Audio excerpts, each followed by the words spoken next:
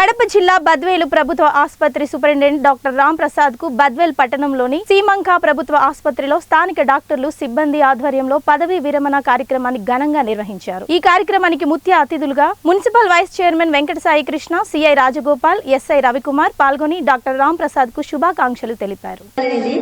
అతనికి కోపం అనేది కొంచెం ఎక్కువగానే కోపం వెనకాల చాలా ప్రేమ ఉంటుంది।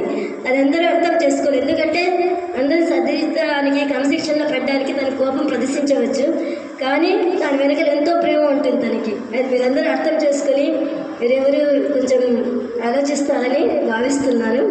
అంతేకాదు తను బీకోడంలో తను సర్వీస్ చేస్తాను, ఫస్ట్ టైం సర్వీస్ జాయిన్ అయినప్పుడు సోమవారం రోజు మార్నింగ్ తను డ్యూటీకి వెళ్తే నెక్స్ట్ వీక్ అంతా అక్కడే ఉండి అక్కడ అసలు సౌకర్యాలు కూడా లేని ప్రదేశంలో క్వార్టర్స్ ఉండేవి, కరెంటు కూడా లేదు, అక్కడే విలేజ్లోనే ఉండేవాడు। మరి ఆదివారం రోజు ఆఫ్టర్నూన్ వచ్చేవాడు ఇంటికి, అంటే 1 వీక్ అంతా అక్కడే ఉండేవాడు। అసలు ఎవ్వరు, ఎందుకంటే ఎంతోమంది నైట్ టైమ్స్ అక్కడ ఇబ్బంది కలిగితే సరైన బస్ సౌకర్యం ఉండదు, ఎలా చేస్తారు అనేవాడు।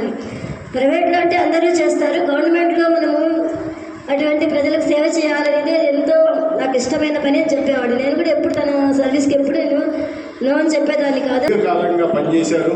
అందులో ఇప్పుడు మనం ఇక్కడ ఉండే బిల్డింగ్ అయితేనేమి ఇదంతా సార్పేటలోనే జరగడం, సార్పేటలోనే డయాలసిస్ సెంటరు, ఇదంతా వాటిలో భాగంగా మేము కూడా ఈ కార్యక్రమంలో పాల్గొన్నందుకు కూడా మాకు ఎంతో సంతోషంగా ఉంది।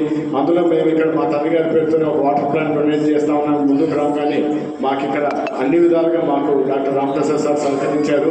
ఎప్పుడు ఏదో ఒకటి చేయాలనే తపన సార్కు ఉంది, ఆ తపనతో ఇంకా మళ్ళీ అదేవిధంగా కొనసాగడానికి ఇప్పుడు మళ్ళీ మా డయాలసిస్ సెంటర్ కూడా ఇన్ఛార్జిగా రావడం సంతోషదాయకం సార్।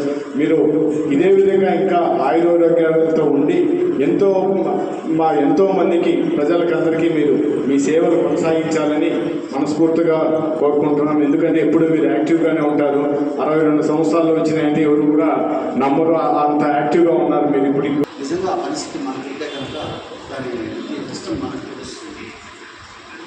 నేను పిహెచ్సి సర్వీస్ కానించి డిప్యూటీ డిఎంహెచ్ఓ క్యాడర్ పనిచేశాను, అక్కడి నుంచి సివిల్ సర్జన్గా డిప్యూటీ సివిల్ సర్జన్గా ఉదయగిరి పోరుమామిడి వచ్చాను। నేను పోరుమామిడి వచ్చినప్పుడు యాక్చువల్గా ఏమీ లేదు, ఒక 4 రూములు ఉన్నాయి అంతవరకు పోరుమామిడి హాస్పిటల్।